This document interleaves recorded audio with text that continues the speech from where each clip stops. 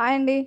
ఈరోజు body shaming గురించి తెలుసుకుందాం. ఏంటి బాడీ షేమింగ్ అని అనుకుంటున్నారా? ఇది తరతరాలుగా మన ఇళ్లల్లో నడుస్తున్న ఇష్యూ అండి. పేరు మీకు కొత్తగా అవ్వచ్చు. కానీ ఏంటి అనంటే, మనం ఒకరితో మాట్లాడేటప్పుడు వెక్కిరించి మాట్లాడడము ఆర్ వాళ్ళ ఫిజిక్ పైన కామెంట్ చేయడం బట్టే దాన్నే బాడీ షేమింగ్ అంటారు. ఎంతమంది ఉండుంటారు మన ఇంట్లోనే పిల్లల్ని పొట్టోడా, లడ్డోడా, ఇంకేదైనా పిలవడము, ఏ నల్లోడా ఇలాంటివన్నీ పిలవడము చేస్తుంటాం కామన్‌గా. కానీ దాని ఇంప్లికేషన్స్ ఆన్ చిల్డ్రన్ అనేది ఎవరు పెద్ద ఆలోచించరు. సో, ఈరోజు as parents we will grow and కొత్త విషయం ఎలా హ్యాండిల్ చేయాలి. సో, పిల్లలు ఏజ్ వైస్ అంటే అది అసలు ఎఫెక్ట్ అయితుందా కాదా? ఎవరు ప్రొటెక్ట్ చేయాలి పిల్లల్ని అనేది గమనించేది ఓన్లీ తల్లి అండ్ తండ్రి అండి. పుట్టినప్పటి నుంచి కూడా జోక్‌గానో, ఇంకేదో విషయంగానో అలాంటి మనం అడ్రెస్సే చేయకూడదు. అసలు వాళ్ళు నల్లగున్నారా, తెల్లగున్నారా అనేది చెప్పేదే మనం. వాళ్ళంతట వాళ్ళకి తెలీదు. ఇవన్నీ అలా చేయడం వల్ల అంటే తొరిపళ్ళున్నాయి, నీకు పళ్ళు సరిగ్గా రాట్లేదు, టీనేజ్‌కొచ్చారు పిల్లలు, కొంచెం పింపుల్స్ వస్తూ ఉంటాయి, లావైతా ఉంటారు. This all are hormonal changes. So, don't comment on body. వాళ్ళ ఇష్యూస్ ఏమన్నా ఉంటే మీరు వాళ్ళతో డిస్కస్ చేయండి, అడ్రెస్ చేయండి. సో, దానివల్ల సైకలాజికల్‌గా మీ పిల్లలు ఎఫెక్ట్ అయ్యేది చాలా తక్కువుంటుంది. సో, నిజంగా ఎఫెక్ట్ అవుద్దంటారు. ఎహే! ఎందుకు అవుద్దిలే ఇలా మనం చెప్తే అని అనుకుంటారు. కానీ చిన్న పిల్లలు అంటే around less than 5 years of age గ్రూప్‌లో ఇలా కొన్ని ఎక్కిరించడము, "ఏ రెడ్డోడా ఎళ్ళు అక్కడికి, ఇక్కడ రా" ఇలాంటివన్నీ చెప్పడము. మనం చేయకపోయినా మన చుట్టుపక్కల వాళ్ళు చేసే అవకాశాలుంటాయి. ఎట్లా నైబర్స్ అవ్వచ్చు, స్కూల్లో బుల్లీయింగ్ అవ్వచ్చు, ఫ్రెండ్స్ అవ్వచ్చు. సో, ఇవన్నిటి వల్ల పిల్లలు ఎఫెక్ట్ అయితున్నారా లేదా ఎలా తెలుస్తుంది?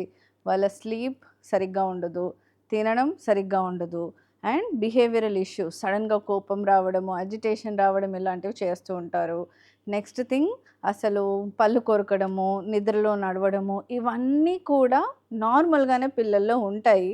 ఇలాంటివి చేయడం వల్ల ఇంకెక్కువే అవకాశాలు ఉంటాయి. సో, మనం we have to talk to the child. మెల్లగా మాట్లాడండి పిల్లలతో. కమ్యూనికేట్ చేయండి. సో, సిట్యుయేషన్‌ని హ్యాండిల్ చేసుకునేలా చేయండి. So, we have to help them. ఎట్లా అనంటే సోషల్ మీడియాకి కానీ, సో ఎనీ వీడియోస్ ఇలాంటి వాటికి ఆర్ చిన్న పిల్లలకి ఓన్లీ చిన్న పిల్లల మూవీస్ చూపించడం కానీ, ఇవి ఎంకరేజ్ చేస్తూ పర్టైనింగ్ వాళ్ళు ఒక కిడ్ దాన్ని పాజిటివ్‌గా తీసుకోవచ్చు.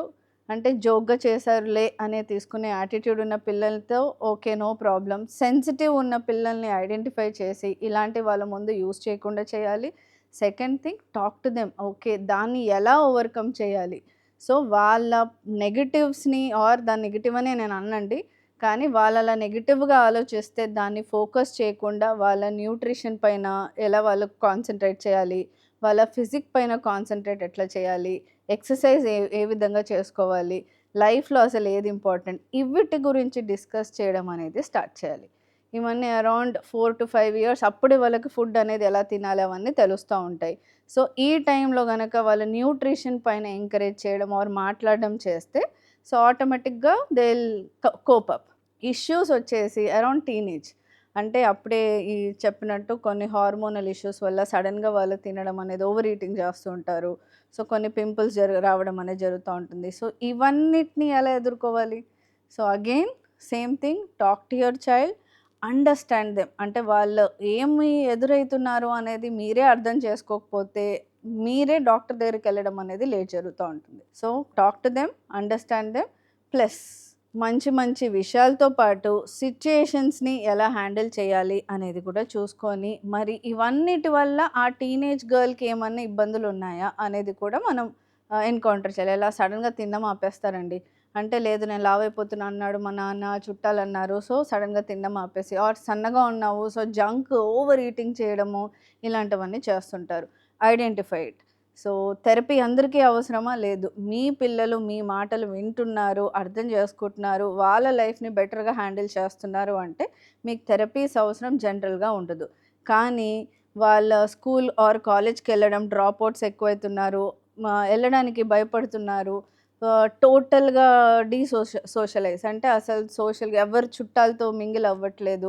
అవాయిడ్ చేయడానికి చేస్తున్నారు కొన్ని సిట్యుయేషన్స్ ఆర్ కొన్ని ఫంక్షన్స్ అట్లాంటివి.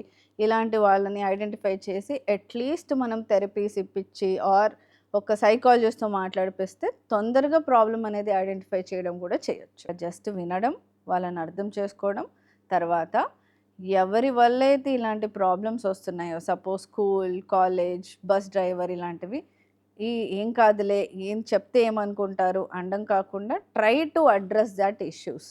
సో యూ షుడ్ బి, అంటే parents should be protection to your kids. మీరే పిల్లల్ని అలా డిప్రెషన్కి వెళ్ళే వరకు పుష్ చేసిన వాళ్ళు అవ్వకూడదు. యాజ్ పేరెంట్ మన డ్యూటీ టువర్డ్స్ అవర్ చిల్డ్రన్, అంటే వాళ్ళ పట్ల ఎలా ఉండాలి అని అంటే వాళ్ళని అర్థం చేసుకోవడంతో పాటు సో వాళ్ళకి సపోర్టివ్గా ఉండి పాజిటివ్ మోటివేషన్ ఇస్తూ వాళ్ళల్లో ఉన్న అంటే ప్లస్సెస్, అంటే వాళ్ళు కొన్నిట్లో కొన్ని బాగా చేసేవాళ్ళు ఉంటారు. సో మ్యూజిక్ కానివ్వండి, డాన్స్ అవ్వనివ్వండి, ఇంకేదైనా స్పోర్ట్లో, సో అలాంటివి ఎంకరేజ్ చేస్తూ know they are doing really great అని కూడా మనం ఎంకరేజ్ చేయాలండి. సో పాజిటివిటీ ఈజ్ చాలా important. That will make your children happy, nothing else. Once your children are happy, parents are happy. Thank you.